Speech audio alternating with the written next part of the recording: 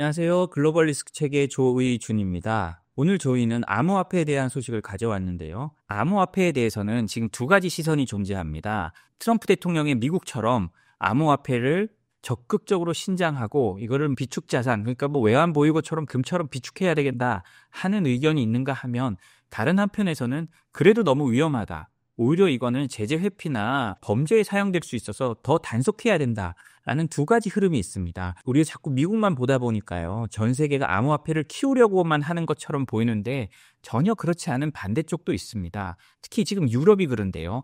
유럽도 암호화폐를 뭐 완전히 억눌러야 한다는 건 아니지만 그럼에도 불구하고 상당히 조심스러운 입장을 보여주고 있습니다. 아마 한국도 이와 마찬가지일 텐데요. 오늘 그 상반된 입장 중에 저희가 미국 소식은 지금까지 많이 전해드렸으니 유럽 소식, 그리고 규제에 대한 소식을 좀 더 알려드릴까 합니다. 첫 번째 소식은요, 유럽 중앙은행 총재가 체코 중앙은행이 제시한 암호화폐 비축 제한에 대해서 일축했다는 겁니다. 유럽 중앙은행 라가르드 총재는요, 체크 중앙은행의 비트코인 외환 보유고에 포함하는 제한을 일축했다고 합니다. 라가르드는요, 중앙은행의 외환 보유고는 유동성과 안정성이 보장되어야 한다며 암호화폐는 이에 적합하지 않다고 강조했다고 하는데요. 이게 어떻게 시작됐냐면요, 체코 중앙은행의 미흘 총재가요, 외환 보유고를 다각화할 방안을 검토하면서 비트코인 편입 방안을 간접적으로 언급했다고 합니다. 그러나 라가르드 총재는 미흘과 대화를 나눈 후에요, 중앙은행 외환보유고는 유동성이 높고 안전해야 한다는 점을 재확인하면서 암호화폐는 적절하지 않다고 강조했다고 합니다. 그 라가르드 총재 발언 외에도요, 폴란드 중앙은행은 암호화폐를 극도로 위험한 자산군이라고 평가하면서요, 보유 계획이 없다고 밝혔고, 루마니아 중앙은행도 유사한 입장을 표명했습니다. 얼마 전에 저희가 소개시켜드렸지만 중국 중앙은행도 일단 겉으로는 암호화폐의 위험성을 강조하고 이를 통제해야 된다고 말을 했는데요. 사실 트럼프 행정부를 제외하고는 다른 모든 국가에서는 암호화폐에 대해서 상당히 신중한 접근을 하고 있습니다. 암호화폐를 육성해야 된다, 암호화폐를 전략자산으로 보유해야 한다는 주장이 각국에서 나오곤 있지만 아직은 다수를 점하고 있지는 못합니다. 미국도 트럼프의 공화당, 그리고 트럼프 대통령과 트럼프 대통령이 소유한 사업체들이 직접 암호화폐 사업을 하면서 이 부분이 각광을 받고 있는 것이지, 뭐 바이든 행정부나 이런 곳에서는 암호화폐를 억누르려고 했잖아요. 이거는 일장일단이 있기 때문입니다. 그런데 사실 이 미국만 살짝 예외고 다른 나라들은 여전히 신중한 모습을 보이고 있다는 거죠. 이번 논란은요, 암호화폐가 공식적인 준비자산으로 인정받을 수 있는가에 대한 국가와 중앙은행 간의 견해 차이를 보여줍니다. 유럽 중앙은행과 대부분의 중앙은행은요, 비트코인을 높은 변동성과 투기적 성격을 이유로 거부하고 있지만 트럼프 행정부 등 일부 정부, 트럼프 행정부 등 일부 중남미의 엘살바도르 같은 나라겠죠, 일부 정부에서는 암호화폐를 국가자산으로 활용할 가능성을 열어두고 있습니다. 그 유럽을 중심으로 한 암호화폐 신중파와 미국을 중심으로 한 적극파 간의 암호화폐 제도적 채택 여부를 둘러싼 논쟁은 앞으로 계속될 것으로 보이는데요. 이런 상황에서 프랑스에서는 바이낸스에 대한 조사를 개시했습니다. 저희가 바이낸스에 대한 문제들을 여러 번 지적했는데요. 전 세계에서 바이낸스에 대한 수사가 많이 들어오고 미국에서는 40억 달러란 어마어마한 규모의 벌금을 받기도 했습니다. 저희가 이걸 준비하면서 늘 느끼는 건데요, 암호화폐 자산에 투자하려면, 특히 해외 거래소를 통해 투자를 한다면 바이낸스 같은 회사보다는, 제 개인적인 생각입니다만, 미국에 본사를 두고 있는 회사를 통해 투자하는 것이 좀 더 안전하다는 생각은 듭니다. 왜냐하면 앞으로 이 암호화폐에 대한 논쟁이 계속될 텐데요, 지정학적으로 보면 어찌됐든 미국이 우호적입니다. 그렇기 때문에 미국의 본사를 둔 회사를 통해서 투자하는 것이 좀 더 규제에 있어서 안전할 거라는 생각이 드는 거거든요.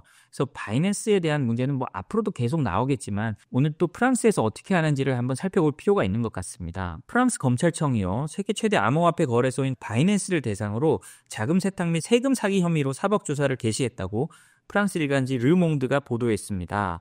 암호화폐 업계의 규제 압박이 전 세계적으로 심화되는 가운데요, 이번 수사는 업계 전반에 영향을 끼칠 가능성이 큽니다. 프랑스 검찰청은요, 바이낸스가 2019년부터 2024년까지 유럽연합 전역에서 불법 자금 세탁을 방조한 혐의로 수사 중입니다. 이건 미국에서도 마찬가지였습니다. 항상 암호화폐는 자금 세탁 문제가 따라다닙니다.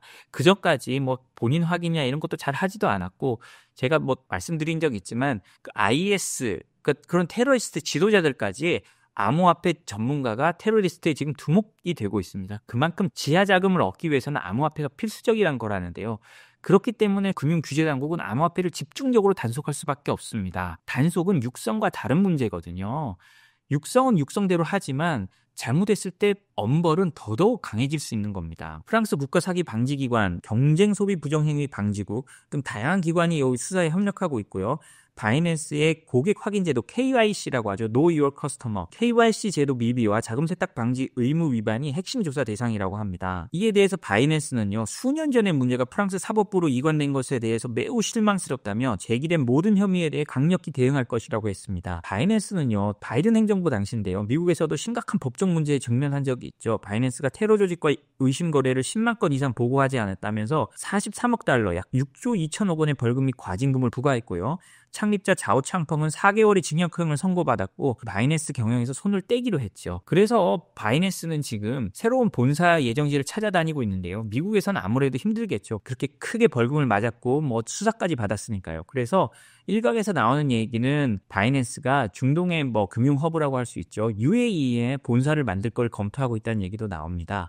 바이낸스도 돌아다니다 보니까 이 규제가 너무 걱정되고 그럼 이 규제를 최대한 피하면서 할 수 있는 것이 어디냐, 허가를 많이 해줄 수 있는 것이 어디냐를 찾다 보니까 중동의 금융 허브인 UAE가 됐다는 얘기입니다. 그리고 지금 바이낸스의 CEO가 새로 교체된 사람은요. 바로 싱가포르나 UAE 이런 데서 금융 규제를 담당하는 사람이 CEO를 하고 있습니다. 그만큼 규제를 무서워한다는 거거든요. 이런 바이낸스의 사례는요. 암호화폐 거래소들이 전 세계적으로 규제 당국의 강도 높은 감사를 받고 있음을 보여줍니다. 특히 미국과 마찬가지로 프랑스에서도요. 자금 세탁 방지나 고객 확인 규정을 걸어서 불법 금융거래 단속을 강화하는 추세이긴 하니까요. 앞으로 이런 거는 암호화폐 산업에 점점 더 퍼져나갈 겁니다. 그렇기 때문에 기왕에 아까 말씀드렸듯이 해외 거래소를 쓸 거라면 다른 나라보다 미국에 있는 거래소를 쓰는 것이 기존 제도에 친화적이고 벌금을 맞을 가능성도 낮고 그래서 안정적이라고 제가 말씀드리는 거고요. 이렇게 미국이 조금 더 안정적이라고 말씀드리지만요. 미국에서도 암호화폐 거래 회사에 이번에도 또 4천억 원대의 엄청난 벌금을 때리는 일이 생겼습니다. 이 쿠코인이란 건데요. 제가 아까 말씀드렸듯이 이 회사는 미국 회사는 아닙니다. 싱가포르에 있는 회사인데요. 싱가포르에 있는 회사가 당연히 미국 고객도 받고 달러로도 거래하고 했겠죠. 그러니까 미국이 열받은 겁니다.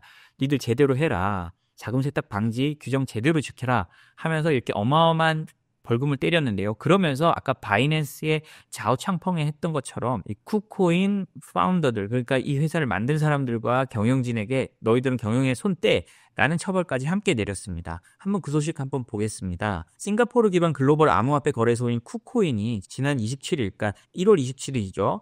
미등록 송금업 운영 혐의에 대한 유죄를 인정하고 미국 정부에 총 2억 9,700만 달러, 약 4억 2,080억 원의 벌금을 납부하기로 했습니다. 쿠코인 운영사인 팩켄글로벌은 미국 자금 세탁 방지 및 고객 확인 법규를 준수하지 않았으며 다크넷, 랜섬웨어, 사기와 관련된 자금을 거래한 것으로 밝혀졌습니다. 이에 따라 쿠코인은 최소 2년간 미국 시장에 철수하고 공동 창립자인 춘간과 커탕은 경영에서 배제하기로 했습니다. 왜 이런 걸 맞았느냐? 쿠코인은요. 2023년 7월까지 사용자들에게 신원 정보를 요구하지 않았고 아예 소셜미디어를 통해서 광고하면서요. 우리 거래소에는 KYC가 필수가 아니다라는 메시지를 반복적으로 전달했다고 합니다. 2023년 8월에서야 신규 사용자 및 기존 사용자 중에서 서비스를 이용하는 고객을 대상으로 KYC 절차를 도입했지만 2023년 8월에서야 그 고객 확인 절차를 시작했다는 건데요. 그럼에도 불구하고 기존 고객 중에 출금 또는 포지션 정리를 하는 사람들에게는 이를 적용하지 않았다고 합니다. 그러니까 자금 세탁범들한테 아무렇게나 언제든지 할 수 있도록 계속 시간을 벌어둔 거죠. 쿠코인은요. 의심 거래에 대한 보고 임무도 이행하지 않았습니다. 미국 입장에서는 쿠코인을 볼 때 이건 뭐야 완전히 자금 세탁을 왜 풀어준 거네. 우리를 겨냥하는 테러리스트들의 돈줄이네. 사실 제가 북한 해커라고 생각해봐도 이 쿠코인을 이용할 것 같습니다. 내가 누군지 확인하지도 않고 현금 거래를 할 수 있는데 얼마나 좋을까요? 쿠코인은 전 세계적으로 3천만 명 이상의 고객을 보유하고 있으며 하루 수십억 달러 규모의 암호화폐 거래를 처리하는 주요 암호화폐 거래소 플랫폼 중에 하나입니다. 미국에서도 약 150만 명의 고객을 갖고 있다고 하는데요. 그리고 이를 통해서 약 1억 8,450만 달러 정도의 수수료 수익을 얻었다고 합니다. 미국 고객들한테요. 그런데 미국이 부여한 벌금이 얼마냐? 4,280억 원, 약 3억 달러를 부과한 겁니다. 그러니까 미국이 이런 데 얼마나 강하게 처벌하는지를 알 수 있는데요. 다시 말씀드리지만 암호화폐 산업 육성과 암호화폐 산업 단속은 다른 말입니다. KYC, 그러니까 고객을 잘 선별하고 잘 고객에 대해서 어떤 사람인지 알아야 되고 그걸 통해서 자금 세탁 방지를 할 수 있는 프로그램이 잘 갖춰지지 않으면 언제든 거액의 벌금이 내릴 수 있는 겁니다. 그리고요. 이렇게 거액의 벌금을 매기는 이유에는 또 다른 게 있습니다. 지금 전 세계가요. 빚에 신음하고 있습니다. 얼마나 빚에 신음하고 있는지 뭐 미국도 그렇고 우리나라도 그렇고 전부 다 부채 비율이 사상 최고치를 향해 달려가고 있잖아요. 이 빚에 신음하고 있는 국가들의 최우선 순위는 뭐냐? 어떻게든 재원을 확보하는 겁니다. 그중에 아주 좋은 재원이 뭐냐? 바로 압수한 암호화폐를 가지고 재정 적자를 메울 수 있다는 거거든요. 이게 미국도 수십조 원의 벌금을 거뒀거든요. 한 40조 원 정도 되는 벌금을 거뒀습니다. 그런데요, 이 영국은요, 아주 이걸 노골적으로 표현하는데요. 영국이 압수한 9조 원대 비트코인으로 재정 적자를 메우는 방안을 검토 중이라고 합니다. 이게 참 재밌는 얘기인데요. 중국계 조직이 영국에서 돈 세탁을 하다 걸렸는데요. 영국 정부가 이걸 뒤지다가 암호화폐 6만 개 이상을 발견한 겁니다. 이 6만 개 이상을 발견했는데 이 6만 개 이상의 암호화폐를 찾아내는데도 한 2년 넘는 시간이 걸렸어요. 그런 다음에 근데 이걸 어떻게 처분해야 될지 영국 정부가 이제 방법이 없었잖아요. 뭐 규정도 없고 하니까 그 규정을 만드느라고 또 영국 정부가 또 시간을 보냈습니다. 근데 그러다 보니 그 사이에 비트코인 가격이 급등을 해가지고 뭐 6만 몇천 개가 있으니까 이게 우리 돈으로 한 9조 원 정도로 불어난 거거든요. 근데 이걸 어떻게 하느냐 논쟁이 붙은 겁니다. 이 사건은 시작이 아예 우연하게 됐습니다. 지난 2018년인데요. 중국인 한 여성, 영국의 테이크아웃 지점에서 이렇게 뭐 배달을 하던 그런 여성이었는데요.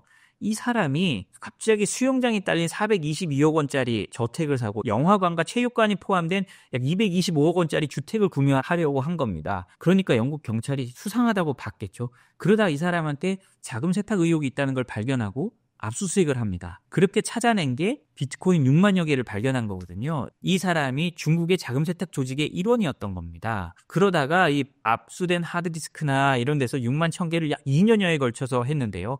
그 사이에 어떻게 처리할지 몰랐던 거예요. 그러다 영국이 법을 개정하면서 압수된 비트코인이 영국 중앙은행의 정부 통합기금으로 이체돼서 공공목적으로 활용할 수 있도록 법을 개정합니다. 지난 정부죠. 지금 정부는 노동당 정부고요. 지난 정부는 보수당 정부인데요. 보수당 정부에서 재무장관을 했던 노먼 라몬트라는 사람이요. 이 자금은 즉각적으로 공공재정에 사용되어야 하고 보관만 해서는 안 된다라고 주장하기 시작한 겁니다. 그리고 보수당 하원 의원인 제이콥 리스모그란 사람도요. 최대한 빠르게 재무부 금고에 반영되어야 하고 이 비트코인을 신속하게 사용하라고 했습니다. 올라왔을 때 빨리 풀어야 빨리 팔아서 재정 적자를 메꿔야 한다는 건데요. 이렇게 보수당 정부 사람들이 말하는 이유는 노동당이 정권 교체를 한 다음에 보수당 정부에 맨날 손가락질을 했거든요. 니들이 너무 재정을 방만하게 운영해가지고 35조 이상의 뭐 재정 적자 빵꾸가 났다. 이건 어떻게 해결할 방법이 없다. 이렇게 늘 손가락질하니까 이 보수당 정부 사람들이 야 그럼 비트코인 팔아. 압수한 거 있잖아. 이렇게 나오는 겁니다. 그런데요, 이렇게 말하는 근거가 있습니다. 독일에서도 암호화폐 압수한 자금을 활용한 선례가 있거든요. 2023년 독일 정부는 해적판 웹사이트에서 압수한 5만 개의 비트코인을 판매해 약 4조 원의 수익을 거뒀습니다. 올해 판매했으면 훨씬 더 돈이 많았겠죠. 그리고 이렇게 4조 원의 판매 수익을 거두고 이걸 가지고 공공재정에 사용했거든요. 그렇다 보니 영국도 이렇게 하겠다는 겁니다. 왜냐면 이렇게 된다고 시작하면 전 세계의 정부들이 불을 켜고 이 불법 자금, 특히 암호화폐가 불법 자금의 유통 경로가 되고 있으니까 어떻게든 이 불법 자금을 찾아내려고 하지 않겠습니까? 그러다 보면 이 암호화폐를 통한 벌금 수익이 전 세계 정부의 새로운 재정 수익이 될 수도 있는 겁니다. 영국의 모습이 이런 걸 보여주는 건데요. 그러니까 암호화폐 단속, 암호화폐 규제는 더욱더 강해질 수 있다는 걸 보여주는 거죠. 미국에서 암호화폐 산업을 육성하고 전 세계적으로 뭐 육성하는 나라들이 있다는 것과 별개로 이게 또 정부로서는 새로운 수입원이 될 수 있기 때문에 단속과 규제는 더 강해질 수 있는 겁니다. 오늘 저희가 준비한 소식은 여기까지입니다. 저희 소식이 도움이 되셨다면 구독과 좋아요, 알림 설정 부탁드리겠습니다. 감사합니다.